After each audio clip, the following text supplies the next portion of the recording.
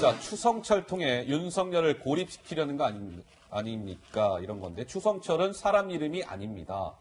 그렇죠? 예, 추미애 그다음에 누굽니까? 이성윤 서울중앙지검장, 또 심재철 대검 반부패 부장. 약간 이니셜을 따서 추성철이라고 하는 건데요. 먼저 검찰의 2인자 이성윤 신임 서울중앙지검장의 목소리를 잠깐 보시겠습니다. 국민들의 인권을 보호하기 위해 절제된 검찰권 행사가 필요합니다. 수사의 단계별 과정마다 한 번 더 생각하고 절제와 자제를 거듭하는 검찰권 행사가 필요합니다. 민생과 관련된 검찰 본연의 임무에 역량을 집중해야 합니다. 자, 이성윤 서울중앙지검장 목소리를 듣고 왔어요. 취임사 목소리입니다. 시청자 여러분. 자, 김 기자, 이성윤 서울중앙지검장이 수사 방해 논란에 휩싸여 있다? 검찰이요, 청와대에 있는 최강욱 대통령 공직기강 비서관의 기소안을 제출했는데요. 무반응이라는 겁니다. 검찰은요, 조국 아들의 허위 인턴 확인서 발급 혐의로 최강욱 비서관 기소를 해야 하니까 제가 해주세요. 이렇게 보고를 올렸는데요. 예. 이성윤 지검장이 부임 일주일 넘도록 결재도 안 하고 답변도 안 한다는 겁니다. 검찰 내부에서는 이런 반응이 나옵니다. 이성윤 지검장이 수사를 뭉갤 것 같다는 우려를 했는데 그것이 현실화되고 있다라는 목소리가 나왔다고 합니다. 예, 물론 이성윤 지검장 측에서는 이런 사실은 전혀 사실이 아닙니다. 일단 이렇게 부인은 하고 있습니다만 오늘 저 기사는 여러 매체에 실렸습니다. 근데 우선 김 교수님은 보시기에는 저 이성윤 지검장이 지금 지검장으로 취임한 지가 그리 오래되지 않았는데 벌써 여러 건과 관련해서 조금 약간 논란을 빚고 있는 것 같은데 어떻게 보시는지요? 그러니까 조국 무혐의 처리하자 그 얘기도 나왔죠. 예. 근데 이제 그런 얘기를 하려면 왜 무혐의 처리를 해야 되는지 그 이유를 이제 자료를 갖고 즉 수사의 어떤 증거라든가 이런 걸 갖고 얘기를 해야 되는데 그거 없이 얘기하니까 이제 감싸는 거 아니냐 또는 뭉개는 거 아니냐 그러는데 지금 이제 최강욱 비서관에 대한 부분도 지금 한 일주일이 돼간다 그러는 거죠. 네. 그러니까 이런 것도 이제 뭉갠다는 표현이 이제 맞아 들어가게끔 지금 돼 있는 것이고 또 이게 이제 중앙지검에서만 나오는 게 아니고 동부지검 같은 경우도 이제 백원우 전 비서관을 이제 기소를 해야 된다 그러니까 거기는 오히려 좀 합당한 이유가 있어요. 그러니까 수사 결과를 좀 더 읽어봐야 되겠다. 그래서 이제 아직 기소 여부를 결정하지 않는데 저는 기본적으로 이게 뭉갤 수 있는 사안이 아니라고 생각을 해요. 국민들이 아주 관심이 많기 때문에 만약에 이걸 뭉갠다 그러면 검찰 개혁의 명분까지도 훼손시킬 수 있는 일이거든요. 그래서 그런 일은 있을 수가 없고 이제 기소를 또 남발하다 보면 또 나중에서 무죄가 됐을 경우는 또 이제 문제가 발생하잖아요. 검찰의 어떤 신뢰 문제. 이제 그런 부분에서 좀 신중하자 그런 취지로 좀 이해를 하고 싶은데 어쨌든 빨리 결정을 해야 되는 상황인 것은 분명한 것 같습니다. 자, 이 보도와 관련해서 오늘 청와대가 윤도환 대통령 국민소통수석 비서관 명의로 뭔가 입장을 냈습니다. 굉장히 세게 냈습니다. 청와대가. 이런 거예요. 윤도환 국민소통수석. 전형적인 조작 수사, 비열한 언론 플레이, 조국 수사 결과가 너무도 허접해서 비판이 우려되자 별개의 혐의를 만들어 여론 무마 의도로 허위 조작된 내용을 언론에 전파하고 있습니다. 검찰은 수사로 말해야 합니다. 이것이 최강욱 공직기강 비서관의 입장입니다. 라고 하면서 최 비서관의 저런 입장과 주장을 윤도환 대통령 국민소통수석 비서관이 전원 형식으로 국민들께 설명한 것이죠. 조부장 말씀하세요. 네, 우선 윤도환 국민소통수석은 누구의 국민소통수석인지를 묻고 싶습니다. 왜냐? 지금 계속해서 최강욱 비서관은 밝히고 있습니다. 최강욱 비서관의 입장은 이렇습니다. 아니, 윤도환 수석이 최강욱 비서관의 대변인입니까? 이런 자리에서 최강욱 비서관이 할 말이 있으면 본인이 나와야죠. 본인이 해야 된다? 예. 본인은 지금 한마디도 하지 않고 검찰의 소환에도 응하지 않고 뒤에 숨어서 윤도환 국민소통수석을 내보낸다? 국민소통수석이 왜 생겼습니까? 국민과 소통하라고 해서 수석 비서관으로까지 만들어서 기용한 자리예요. 그런데 최강욱 비서관의 대변인을 한다? 말이 안 되고요. 또 한 가지는 조국 전 장관에 대한 수사 결과가 너무나 허접하다. 그러면 수사 결과가 그렇게 허접한 거를 대한민국 검찰이 수사하고 또 검찰 수사를 거의 다 인용하는 법원의 판단이 나오겠습니까? 이것이야말로 비열한 언론 플레이예요. 아까 보니까 진짜 윤도환 국민소통수석 비서관이 최강욱 비서관의 입장을 대신 전한 것인데 그래픽 다시 좀 줄 수 있죠. 예, 굉장히 표현이나 이런 게요, 굉장히 셉니다. 뭐 허접하다, 뭐 비열한 언론 플레이다, 뭐 허위 조작된 내용을 전파하고 있다, 뭐 등등.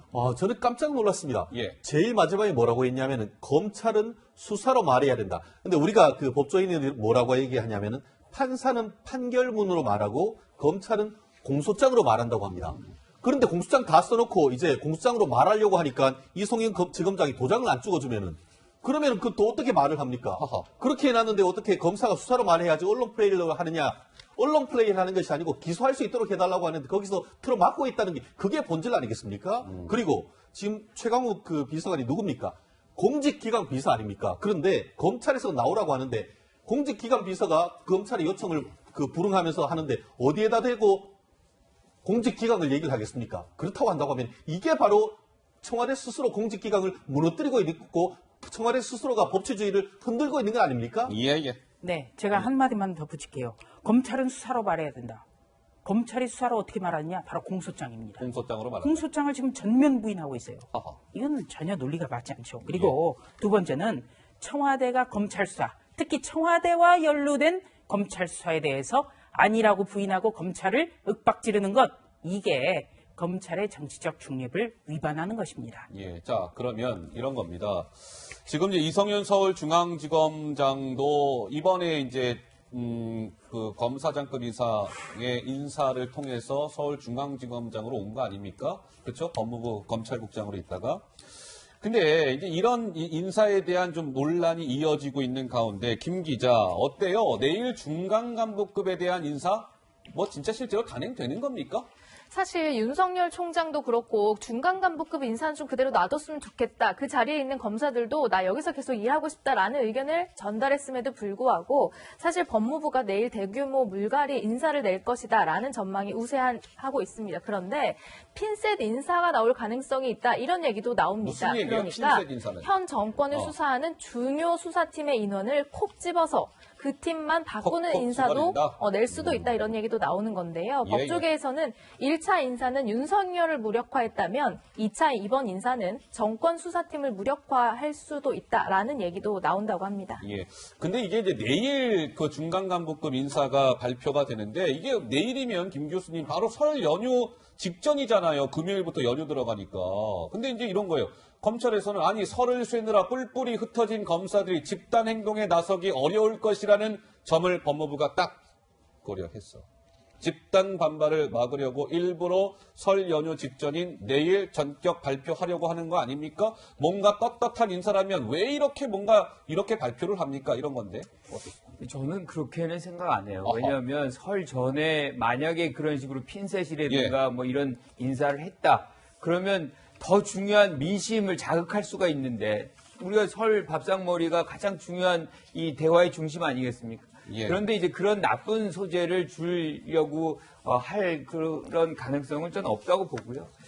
중요한 거는 검찰 인사도 원칙이 있어요. 4가지 원칙인데 필수보조 기간 충족이 있어야 되고요. 예. 병양교류 원칙, 지방청 권역별 분산 배치, 그다음에 기획부서 편중 근무 제한 원칙.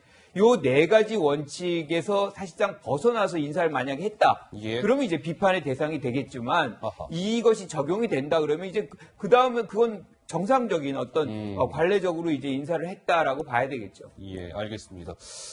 자, 뭐 좀 다른 얘기긴 합니다만 임종석 전 대통령 비서실장이 불출마 선언 2개월 만에 방송에 출연했습니다. 여당의 첫 총선 스피커로 나선 건데요. 그 영상이 준비되어 있습니다. 먼저 듣고 오시죠. 저는 총선에 나가지 않겠다고 결심한 이후에는 산에도 많이 다니고 집에서 요리도 하고 한반도의 평화와 새로운 미래에 대해 공부하고 생각하는 시간을 갖고 있습니다. 김정은 위원장은 그 속을 다 알 수는 없지만 솔직하고 대담한 리더였습니다. 문재인 정부의 평화 프로세스와 민주당의 평화 정책에 힘을 실어주시기를 간곡히 부탁 말씀드립니다. 당에서 계속 땡겨오는 거죠, 지금. 제가 모시려고 그러죠. 본인은 안 한다고 하는데 계속 쓰시려고 하는 거죠. 정치를 쭉 해왔기 때문에 역시 정당 속에서 함께하는 게 좋죠.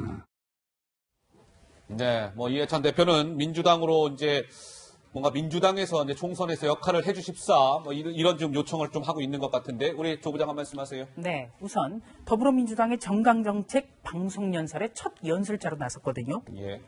총선 불출마 선언한 지 2달 만에 민주당 간판격으로 처음에 나온 겁니다. 허허. 그래서 다시 정치를 하는 것 아니냐 이런 관측이 나올 수밖에 있고요. 예. 또 더불어민주당 역시 임종석이라는 이름 석자를 가지고 서울에 몇 군데 여론조사를 실시한 것으로 지금 알려지고 있습니다. 네. 그래서 그렇다면은 왜 정치를 복귀하느냐?